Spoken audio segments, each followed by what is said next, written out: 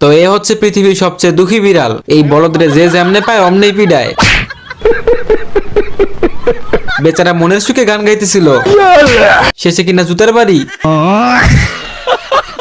আরে বাচ্চাগুলা এখানে কি করতেছে দেখছেন? অসহায় বিড়ালটার অবস্থাটা বানাইছি কি।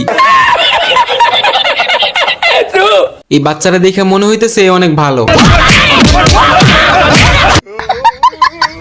এই বলদে মানুষের উপরে রাগ দেখাইতে না পাইরা সোফার সাথে রাগ দেখাইতেছে।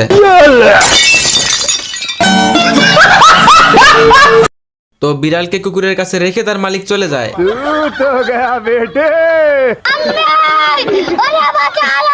মালিকের পায়ের শব্দ শুনে এই বলদে নিজের গায়ে সস মাখে আর বিড়ালের হাতে কুঠার ধরিয়ে দিয়ে নিচে শুয়ে পড়ে। मैंने कुछ नहीं किया।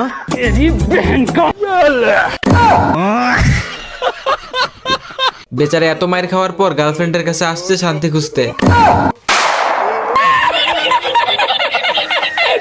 আর মানুষ পান নাই, বারবার শুধু আমার উপরেই কেন?